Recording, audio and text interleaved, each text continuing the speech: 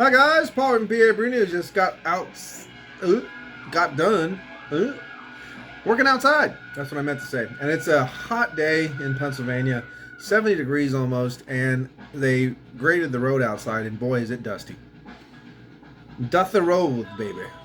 Super-sized dusty roads. Very dusty outside, but worked on the redid my mailbox thingy and all this stuff. Did some trout fishing today. Went to the beer depot in Iola, Millville area, and picked up three 4-packs of some brews to review. And this is the first one. I'm going to see if Michael's going to come over tonight and possibly just review the other 2 with him, since I'm off. First time I've been off in 3 days in a row without any COVID-related issues involving the time off, or whatever you want to call it, with the quarantines and whatnot, etc. for my work. Because at the beginning of the year I was quarantined for 10 days because my daughter had COVID. But luckily, hers was just, she lost her sense of taste and smell for 3 days and then she was fine, which is crazy. But anyway, I found that out and I was quarantined for 10 days. Got a lot of work done at the house, which was really positive. Really upped my spirits. So anyway, speaking of spirits, let's do this. It was all a dreamsicle. It was all a dreamsicle.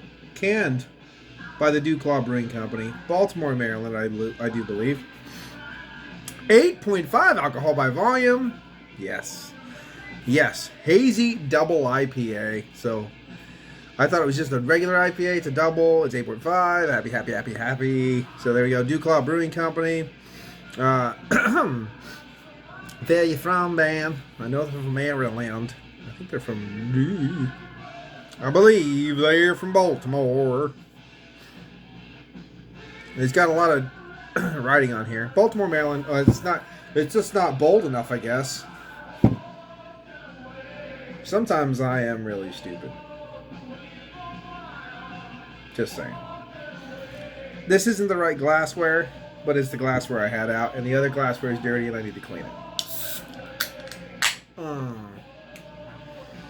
Ooh, smells good from here. But it should showcase the hazy pillowiness of the beer very nicely in this glassware. Ooh, that was a hard pour too. Hard pour. Hashtag hard pour. And it was labeled out, folks.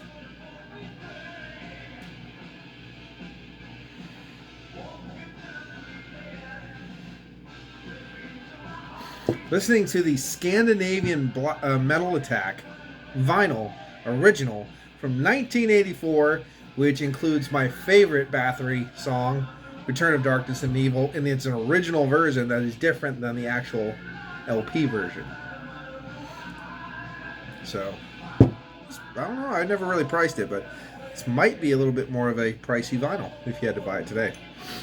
Okay, so if you can see this, it's like muted orange, deep muted orange color, a little bit of a white head, I'd say probably a full finger head right there. It was really, it's not even very dense. I was hoping to see more of a creamy, dense ring around it, but the bubbles are pretty big. All right. Waft it around a little bit. Well, alcohol leg sticking from that 8.5 on the ring of the glass, obviously. So I wanted to say it was trying to stick a little lacing on there. Not too much. Of course, haze for days on clears for years. Chicken stock almost, dark orange. So let's get an aroma on it. Cheers.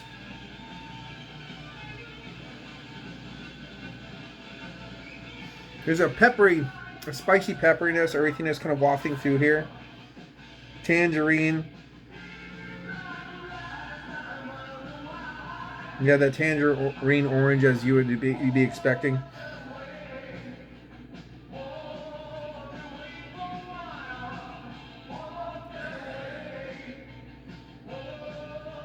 There is a torrefied wheat tonality coming up. I'm not pulling a lot of lactose though. There's a twinge of something. It reminds me of there is something that's a little off. When I'm breathing in, I'm also getting a soft spearmint gum, but it's very, very soft in there. It's really weird. which is, but it's a bit like more of that earthy floralness coming out from that spicy earthy hop too, a little bit of floral tonality. But there is some tangerine kind of orange tonalities, wheat tonalities. So let's get into it. Cheers.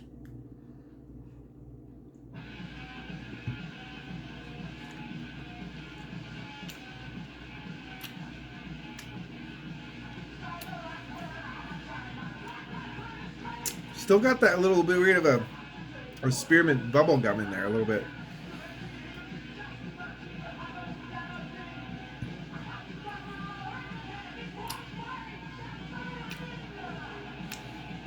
Earthy, dry. It's actually kind of dry because it's just wafting through. I mean, it's almost menthol spearmint quality from these earthy, kind of like floral hops. It's really weird.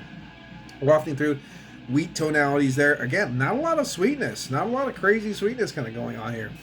I'm a little surprised too. I was expecting a lot of lactose sweetness, lactose in the nose, milk sugars. Not really getting a lot of it.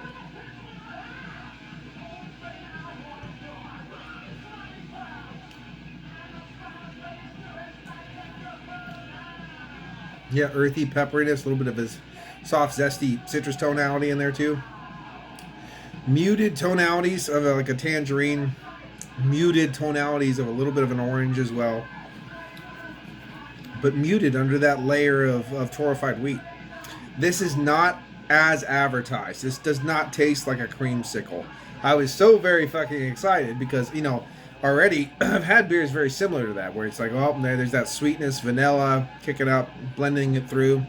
Here's that nice ripe orange tonality kind of mixing together.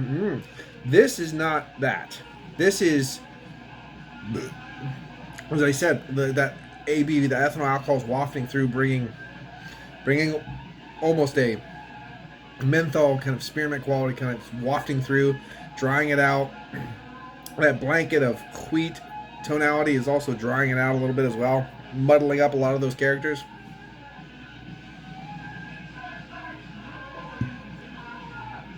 There might not be any torrefied wheat in this, but I am getting the flavor and aroma of it.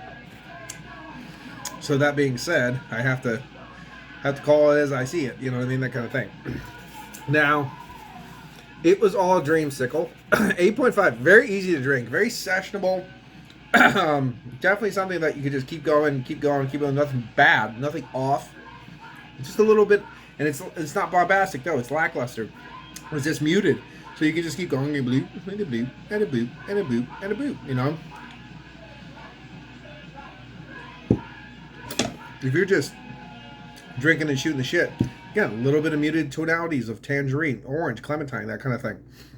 It is there. That's nice. It's just there's an undercurrent, an undertone, you know what I mean?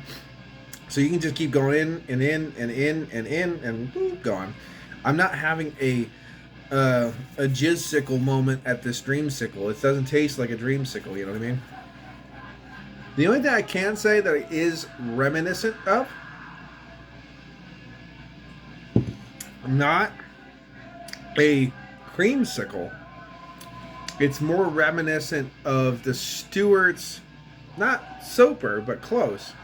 More of a Stewart's orange creamsicle soda. I would say it's more echoing that tonality than the actual creamsicle. So if you like, and I do like Stewart's creamsicle soda. Even that has a little bit more sweetness and kind of compounds of the sickle than this does, but it's still close and it's very drinkable. It's very easy to drink. It's not going to get a great score because it's not as advertised, but it's not too bad either. But let's read what it says. Okay, hazy double IPA, your classic dreamy orange vanilla ice cream on a stick dessert, all hopped up and served as an adult beverage. It's medium bodied and sweet and orange juice, tangerine peel, ground vanilla beans, and lactose. See, I'm not getting any of that in here. None. Nothing. None. It's not like I haven't got shit tons of vanilla and stuff out of beers that don't even have it, just from a barrel aging aspect. Or the ones that I have that have vanilla, you definitely get it. I definitely do not get that out of any of this.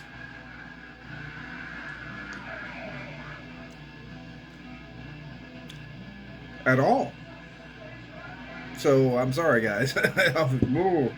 I mean, I know what you tried to do here by the label, but plus Amarillo, love it. Love those blood oranges, baby. Amarillo and Mandarina Bavaria hops. It's all good. You'll have plenty of reason to share, baby, baby. It does. That's what it says, baby, baby, baby, baby. So 8.5, blah blah blah. So anyway, definitely crushable beer as far as just shut up and drink it. It's one of those nuanced beers. I do like that soft orange in the back. I wish it was amplified, kicked up, and not under that layer of wheat.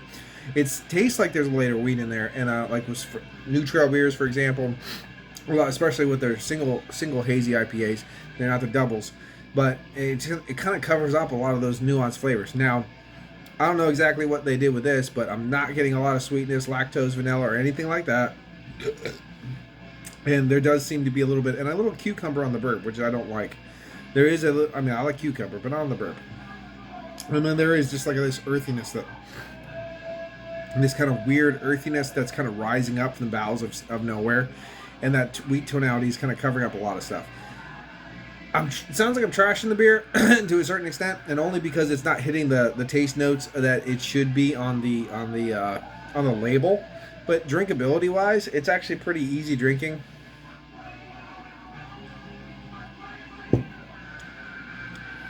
Yeah, I mean, it is a lighter beer. It's a bit thin, a little minerality, a little wateriness in the back end. Nothing that, none of which should a pillowy, creamy, thick, vanilla, hazy dreamsicle should be.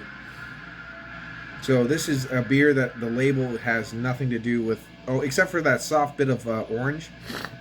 The labels are just not right for each other. So, excuse me. Oh, there it is. Turn of Darkness Evil.